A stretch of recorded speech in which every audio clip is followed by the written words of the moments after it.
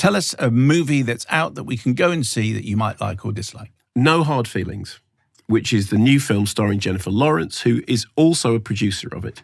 Directed by Ukrainian-born American film and TV maker Gene Stupnitsky, who was a writer and director on the US version of The Office, which I never saw, did you? I heard good things about it.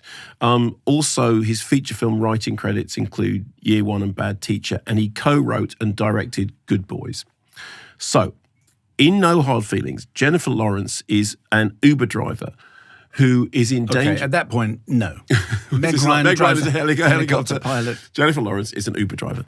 She lives in this resort town where people come for holidays and nobody likes a tourist. And she lives in a house that was left to her by her mother, but she is in danger of not being able to pay her taxes and therefore losing the house.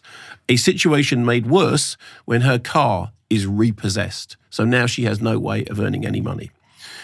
She then answers an advert on Craigslist. Craigslist? No.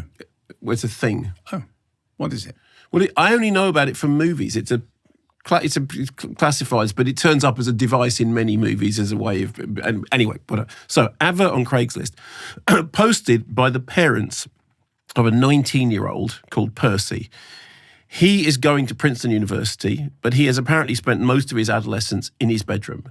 And they are worried that he has no interest in anything outside of playing computer games. They think hiring Jennifer Lawrence might help. Have you seen the film? I don't need to. Here's a clip.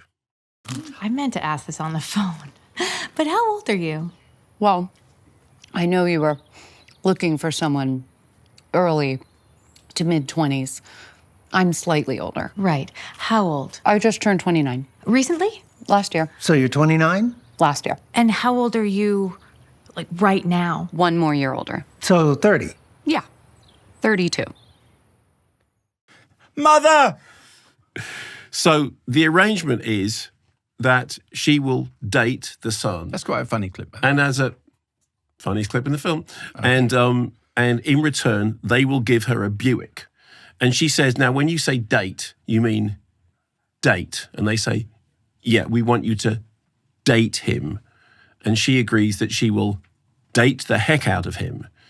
Right. So the parameters are all kind of clear. That what they want her dating the heck out of somebody. Dating the heck out of somebody means yeah. And I see. So it kind of like Pretty Woman, if Richard Gere was a 19-year-old and Julia Roberts was hired by his parents without telling him. Not really like Pretty Woman. If you've seen the posters, it's the picture of her and him, and the word over her is pretty, and the word over him is awkward. Yes. So pretty. And she's tweaking his cheek. She's tweaking his cheek. I have to say Pretty Awkward also pretty much sums up the whole of the rest of the film, because what follows is this really misjudged, tonally all over the place, and frankly, sex comedy coming of age hybrid that takes all the ickiest elements from like Risky Business and Weird Science and tries to cross them with something which is, at once has got, enough gross out stuff to put in the trailer, but also touching, maybe a little bit. Low points include Jennifer Lawrence trying to get the 19-year-old, who looks like he's about 12, to have sex with her in the sea before a nude beach fight with some people who've tried to steal their clothes. The whole existence of that scene just made me go, sorry, what? Which film? Why? I mean, at least I remember seeing Risky Business when it first came out, and there are big problems with Risky Business. But at least Rebecca De Mornay doesn't look like she's Tom Cruise's mother, which lends this very, very. So here's the main problem is this: there is something really creepy about the fact that Jennifer Lawrence is playing this actually, quite convincingly believable, feisty young woman, 32, somebody who's, she speaks, she knows her own mind, she does her own thing, she's very, very independent, and you can believe in her. And the person who she's playing opposite is basically played like a character from Revenge of the Nerds. Like, not like a person who is a real awkward 19-year-old, but like the kind of 19-year-old that would have been in a movie like Revenge of the Nerds or one of the side characters in Porky. So it's like they're in two different films. And then you put the two of them together in this thing. You go, I don't get the tone of this.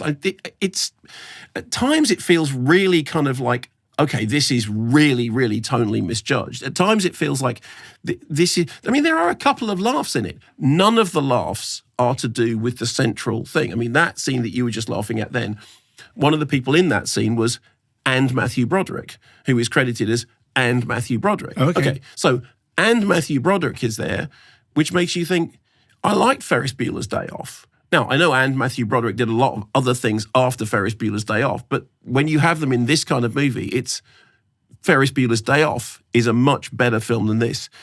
And I literally spent the whole film feeling either really this kind of borders on being like really, really creepy and then just not very funny.